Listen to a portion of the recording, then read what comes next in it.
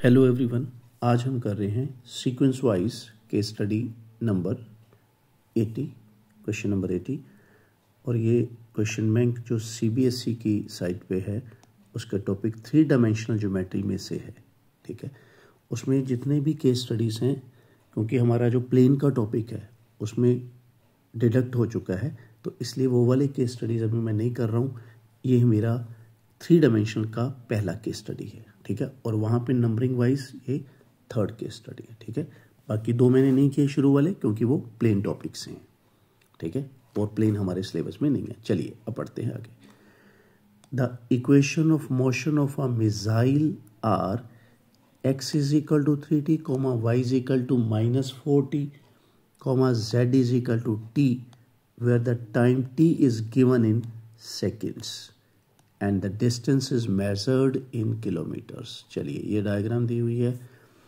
Based on the above information, based on the above answer the following। उसने कहा कि जो ऊपर इंफॉर्मेशन है उसके अकॉर्डिंग नीचे जो भी है उस क्वेश्चंस के आंसर दो। तो पहला क्वेश्चन है what is the path of the missile. अब मैं आपको बताता हूँ, देखिए यहाँ पे आपको सॉल्व करके बताता हूँ।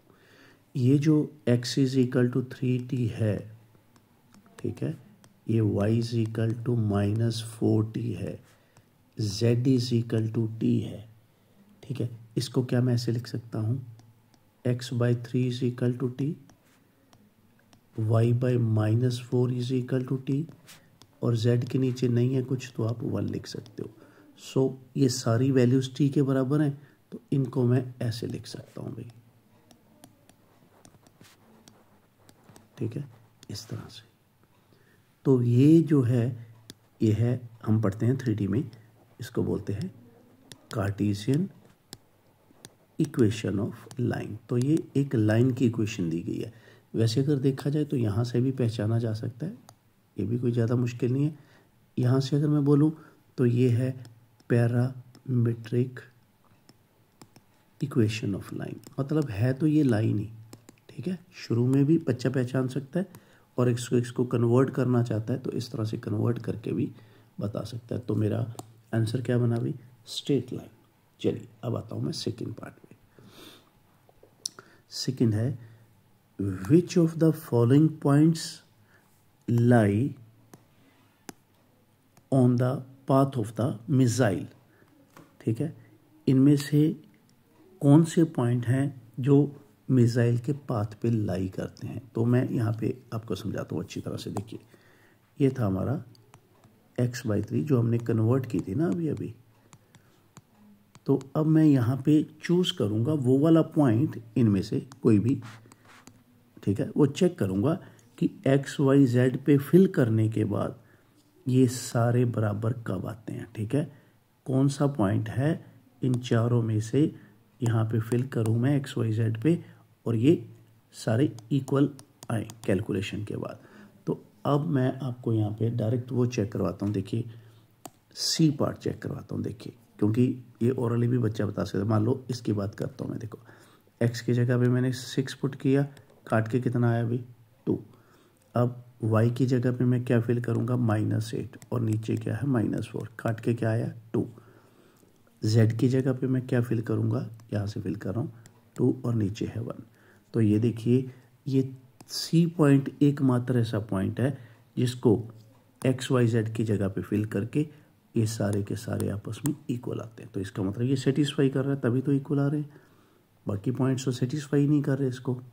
ठीक है, तो क्या होगा, सेकंड का सी पार्ट है, ये कर्व के पाथ के ऊपर लाई कर रहा है। ठीक है, क्योंकि इनको इक्वल बनाने के लिए सिर्फ यही सुइटेबल है, सी पार्ट। चलिए third part, at what distance will the rocket be from the starting point 000 in 5 second.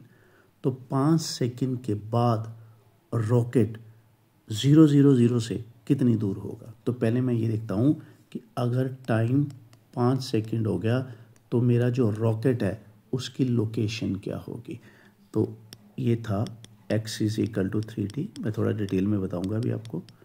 y is equal to -4t, z is equal to t। तो मैं ये t की वैल्यू इन तीनों में fill करूंगा ताकि मेरे को रॉकेट की पोजीशन पता चले 5 सेकेंड के बाद।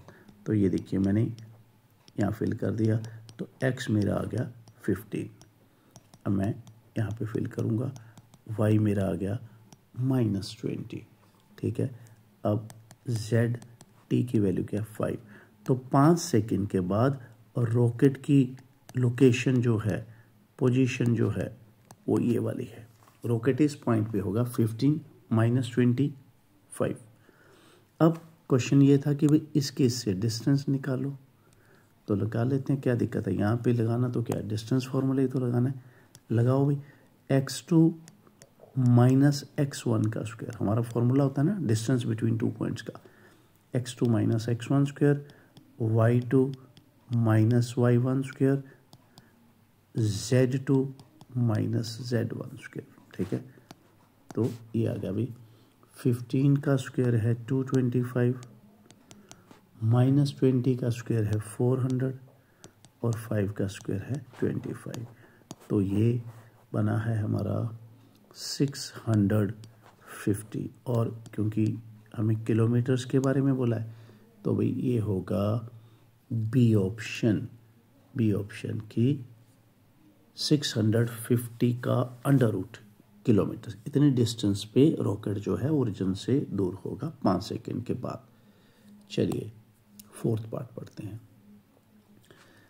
If the position of rocket at a certain instant at time is this, कुछ समय के बाद अगर रॉकेट इस पोजीशन पे है, then what will be the height of the rocket from the ground. और ग्राउंड के बारे में क्या बोला है, ग्राउंड को आप कह रहा है कि XY प्लेन मान के चले। तो मैं आपको थोड़ा सा इसको भी एक्सप्लेन करके बताता हूँ। ये देखिए ये है मान लो ग्राउंड, ठीक है, ये है ग्राउंड। और ग्राउंड के बारे में क्या बोला है कि ग्राउंड को आप ये मान के चलो कि ये XY प्लेन है, ठीक है। यहाँ से चलो ये हटा देते हैं हाइफन, सिंपल लिखते हैं XY प्लेन, ठीक है। अब ये वाला पॉइंट है अभी कौन सा 5 -8 10। अब ये पॉइंट XY प्लेन से कितना दूर है, कोई भी पॉइंट XY प्लेन से उतना दूर होगा जितना उसका Z कोऑर्डिनेट है। कोई भी पॉइंट XY प्लेन से कितना दूर होगा जितना उसका Z कोऑर्डिनेट है। तो Z कोऑर्डिनेट कितना है 10। तो इसका मतलब इसका आंसर है भाई 10 किलोमीटर, ठीक है। तो मैं यहाँ पे क्या टिक करूँ, डी ऑप्शन, दैट्स इट। तो ये हमारा केस स्टडी जो है यहीं पे ख़त्म होता है। इसका एक 5th पार्ट था, मैं आपको बताना चाहूँगा, क्योंकि मैं इसलिए बताता हूँ कि भी आप कंफ्यूज ना हो कि वहाँ पे 5 पार्ट हैं, सर ने 4 किए हैं, क्या दिक्कत है। जो 5th पार्ट है वही है बच्चों की वो प्लेन के ऊपर बेस्ड है, ठीक है, जो कि हमारे सिलेबस में नहीं है। तो मैं नहीं चाहता कि आपका टाइम वेस्ट हो और उसको मैं एक्सप्लेन करता जाऊँ, आप उसको बेवजह देखते जाओगे और कन्फ्यूजन्स बढ़ती जाएंगी, ठीक है। इसलिए मैं जो भी प्लेन वाला पार्ट है जो कि हमारे सिलेबस में नहीं है वो वाला मैं इस प्लेलिस्ट में नहीं डालूंगा, ठीक है। हाँ लेटर ऑन कभी नॉलेज से करना होगा तो कर लेंगे, मगर फिलहाल टू दी पॉइंट हम चलेंगे जो हमारी रिक्वायरमेंट है, ठीक है। तो चलिए अभी ये हमारा केस स्टडी ख़त्म हो गया।